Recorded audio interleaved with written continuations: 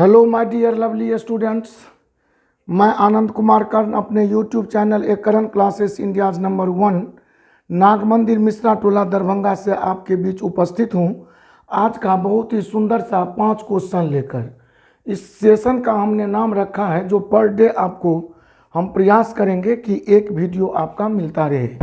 यह वीडियो आपका होगा सुपर 5 क्वेश्चंस, ओनली 5 प्रश्न, और 5 प्रश्न करके अगर एक महीना कंटिन्यू हम मिनिमम आपको 20 ही वीडियो प्रस्तुत कर दूं तो यह 100 प्रश्न होगा।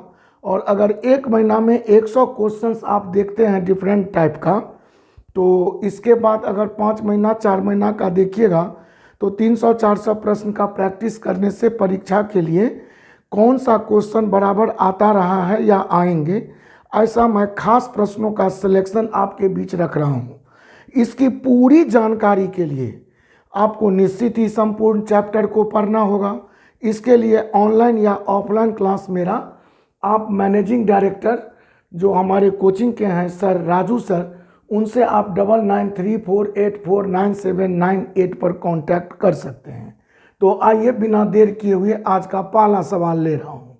तो सुपर 5 क्वेश्चंस का पहला सवाल आपके बीच आया कि किसी त्रिभुज के तीनों शीर्ष बिंदु के नियामक क्रमशः 3-5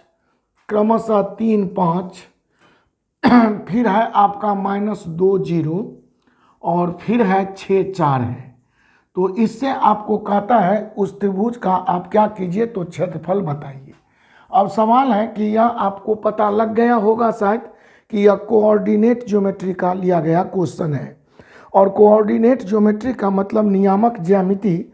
और इससे हम जब त्रिभुज के किसी ट्रायंगल के तीनों वर्टिसेस या आप ऐसा कहिए तीनों शीर्ष हमको पता हो, तीनों शीर्ष का कोऑर्डिनेट या नियामक पता हो, तो हमारा त्रिभुज का फॉर्मूला जो सबको पता है, आप 9th-10th में पढ़े होंगे कोऑर्डिनेट में, कि half into x1 into y2 minus y3 plus x2 into y3 minus y1 plus x3 into y1 minus y2 रखकर हम ऐसे प्रश्नों का हल बना लेते हैं। ये सबको जानकारी है, मुझे भी पता है, लेकिन इसे क्या एक नए तरीके से बनाया जा सकता है?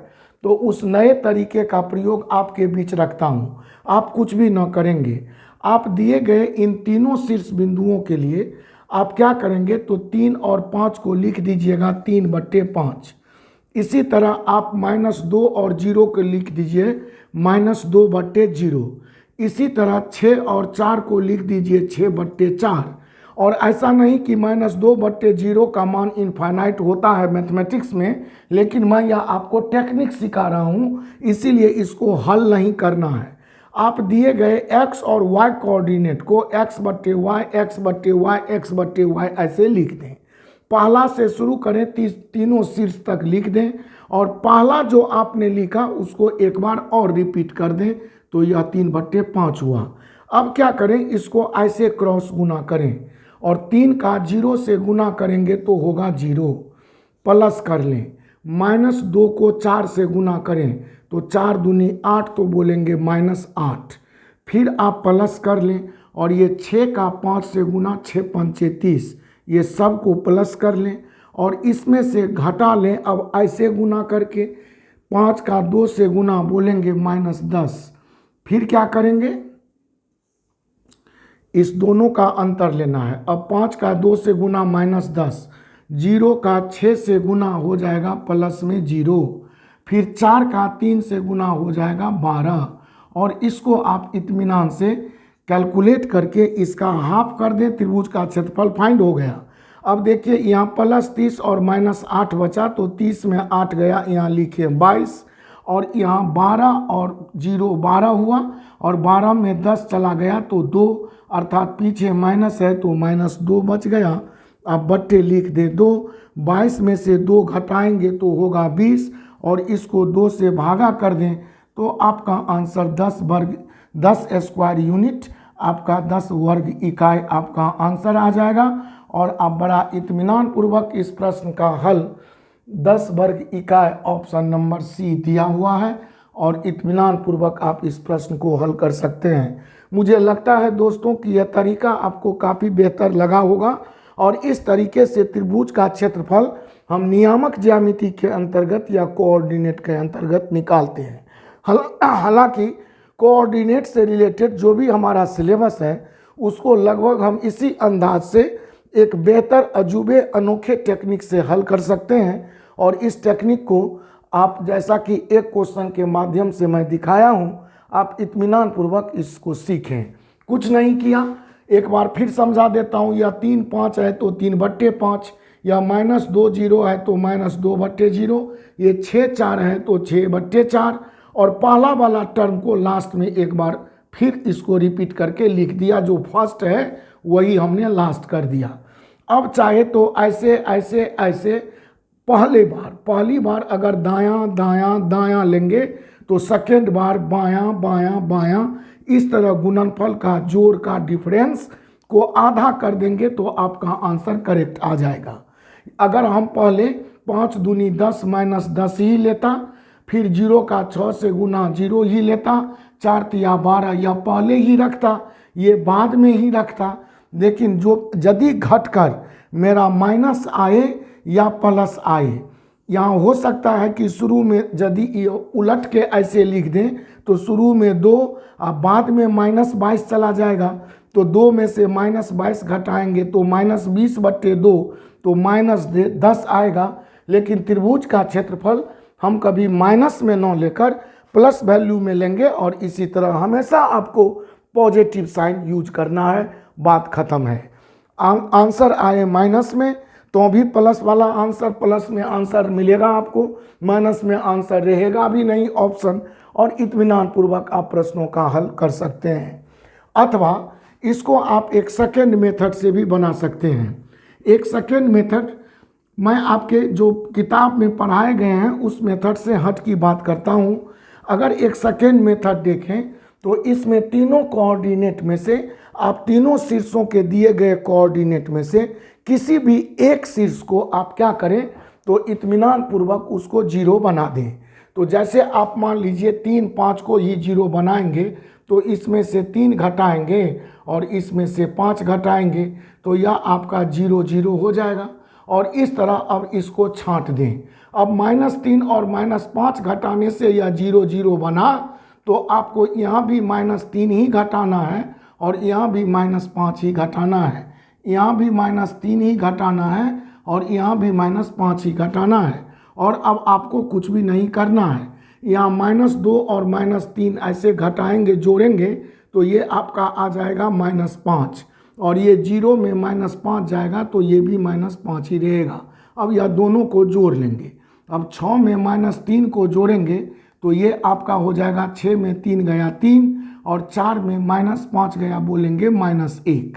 अब ऐसा करने के बाद आप कुछ ना करेंगे, आउट का आउट से गुना और इन का इन से गुना कर लेंगे और उसके अंतर को आधा करेंगे। देखिए कैसे, -5 का -1 से गुना करूँगा तो +5। अब इसमें घटाना है, किसको घटाना है तो इन अंदर अंदर -5 को 3 से गुना करेंगे तो -15 और इसका आधा कर लेना है। अब कहिए माइनस और माइनस हो जाएगा प्लस, तो 5 में 15 को जोड़ेंगे तो 20, अब 20/2 कहने से फिर आपका आंसर 10 वर्ग इकाई आ जाएगा। मुझे लगता है दोस्तों कि आपको यह दोनों टेक्निक शायद अच्छा लगा होगा और आप इस टेक्निक का प्रयोग करके प्रश्नों का उत्तर बहुत ही कम समय में, अर्थात यूं कहूं कि बिना समय गंवाए दे सकते हैं। तो आइए दोस्तों, बिना देर किए हुए मैं आपके साथ सेकंड क्वेश्चन पर चलता हूं और इसी तरह 5-5 प्रश्नों का सेट मैं लगभग प्रयास करता हूं कि पर डे आपको एक वीडियो जारी करता रहूं और आप लोग अपनी परीक्षा के लिए अनवरत तैयारी करते रहें। सेकंड क्वेश्चन देखिए, प्रश्न कह रहा है कि किसी वस्तु को 144 रुपया में बेचने से होने वाला लाभ, 144 रुपया में बेचा तो हमें लाभ मिला। वो लाभ क्या मिला तो उसके क्रयमूल के संख्यात्मक मान के समान है, क्रयमूल के संख्यात्मक मान के समान है, अर्थात होने वाला यहाँ लाभ का परसेंट छूट गया है, होने वाला लाभ प्रतिशत उसके क्रयमूल के संख्यात्मक मान के समान है। तो आपसे पूछता है दोस्तों कि उसका क्रयमूल्य बताइए। ऐसे प्रश्न का आंसर 99.9% केस में जो क्रयमूल्य आता है या जो लाभ का प्रतिशत आता है उसका संख्यात्मक मान अंत में 0 ही रहता है। तो आपको कुछ न करना है, ऑप्शन टेस्ट कर लेंगे। जैसे आप लिखेंगे 30 तो यह 3 पर 0 है ना, तो इसमें यह 3 पर जो 0 है उसका स्क्वायर जोड़ दें और 30 और 3 का स्क्वायर 9 का जोड़ होगा 39, जबकि वस्तु का विक्रय मूल्य है 144, अर्थात 144 रुपया। जिस ऑप्शन में ऐसा करने से आएगा वह ऑप्शन आपका करेक्ट हो जाएगा। अब जैसे 50 रुपया है तो यह किस पर, तो 5 पर 0 देने से आया, तो 5 का स्क्वायर 25 और 50 को जोड़ लें 75, तो कहेंगे ये भी गलत ये भी गलत, क्योंकि मुझे लाना है 144। सी ऑप्शन देखिए कि 80 में आप 8 पर 0 दिए हैं तो 8 का स्क्वायर जोड़ दीजिए, तो 80 और 64 को अगर आप जोड़ेंगे दोस्तों तो हमको लगता है 6 आ 6 12, 4 आ 6 आ 6 12, 80 यहाँ लिखेंगे ना, तो 8 आ 6 14, आपका 144 रुपया आ गया। और इस तरह आपका ऑप्शन सी दोस्तों बिल्कुल करेक्ट हो गया। आप यहाँ देखेंगे 60 और 6 का स्क्वायर 36, तो 60 में 36 जोड़ने से 96 आएगा।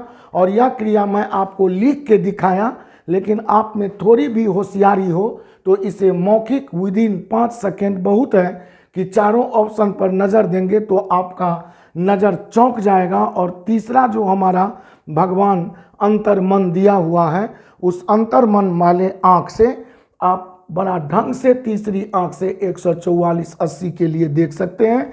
सिर्फ आपको यह टेक्निक पता होना चाहिए। मुझे लगता है कि प्रॉफिट एंड लॉस से यह लिया गया क्वेश्चन कई बार डिजिट बदल बदल कर आते रहे हैं और इसके लिए बखूबी आप आंसर टिक कर सकते हैं। तो आइए दोस्तों हम फिर चलते हैं नेक्स्ट क्वेश्चन पर। और प्रश्न संख्या 3, मैं चाहता हूं कि आपको YouTube चैनल पर, अपने चैनल पर मैं ऐसा प्रैक्टिस करवाऊं कुछ प्रश्नों का जिससे चैप्टर के कुछ चुनिंदे प्रश्न आपके हाथ लग जाए। हालांकि चैप्टर डिस्कशन को पूरा समझने के लिए डिफरेंट टाइप क्वेश्चन के लिए आप प्रॉफिट एंड लॉस का चैप्टर देखें, उसमें ढेर वीडियो बनाया हुआ है, प्ले लिस्ट में जाकर खोजिए। क्वेश्चन नंबर 4 आइए।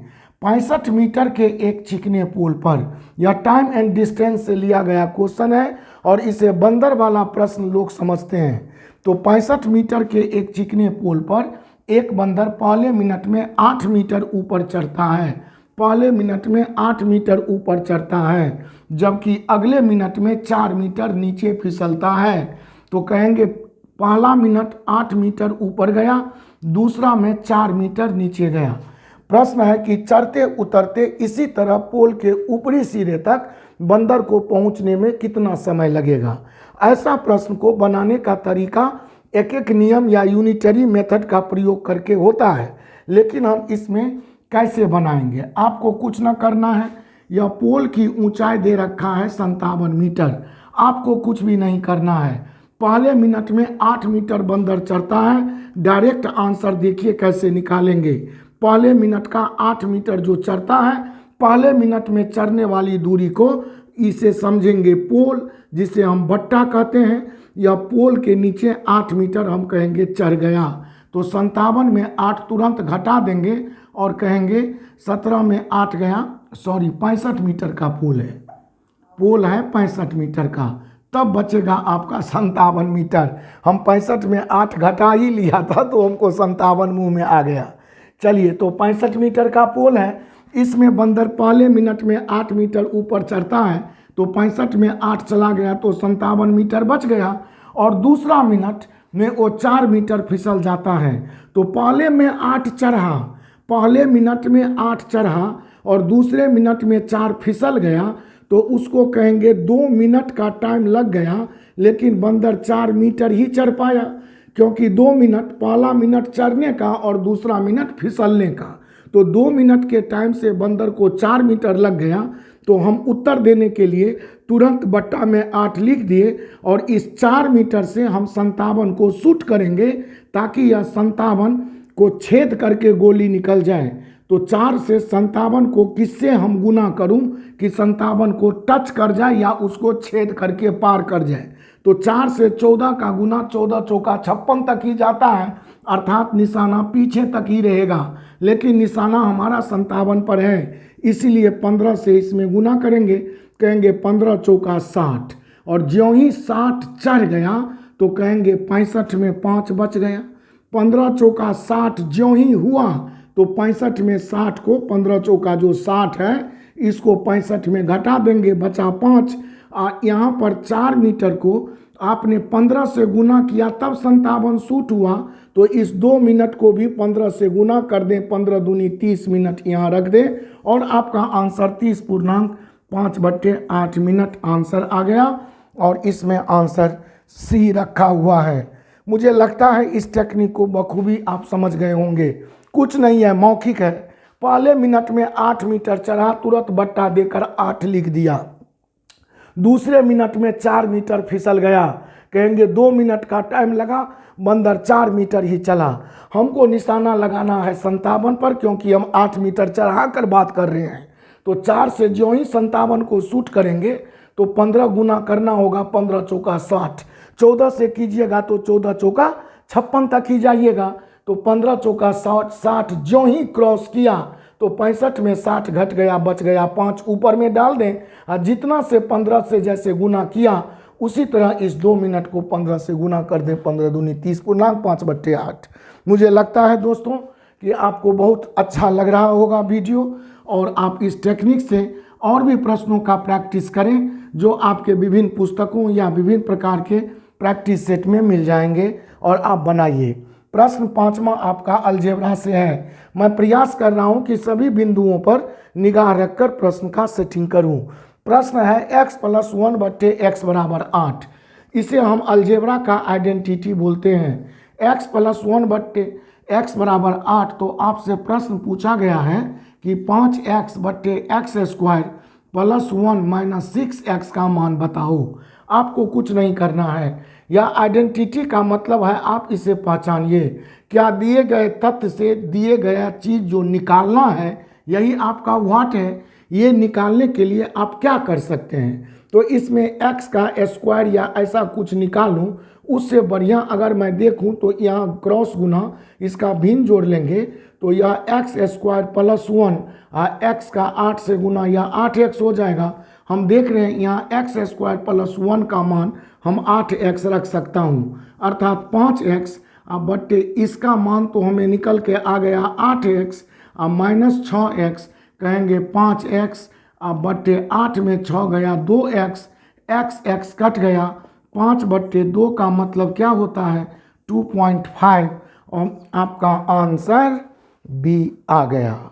मुझे लगता है कि ये 5 प्रश्न पढ़ने में आपको मैक्सिमम 15 से 20 मिनट का समय मैं इसी तरह वीडियो में लूँगा, और मेरा प्रयास रहेगा कि डिफरेंट टाइप के स्टैंडर्ड क्वेश्चन या सिंपल जो भी परीक्षा में आ रहे हैं वो सिलेक्टेड क्वेश्चन आपको मैं दिखाऊं, ताकि आप ज़्यादा बिना बोर होते हुए, आँख भी आपका ख़राब ना हो, मोबाइल भी 10-15 मिनट देखना पड़े और आपका काम भी बन जाए। बहुत बहुत धन्यवाद। किसी भी प्रकार का जानकारी लेने के लिए आप हमारे कोचिंग के मैनेजिंग डायरेक्टर राजशेखर झा अथवा राजू सर जी से 99 34 84 97 98 पर कांटेक्ट कर सकते हैं।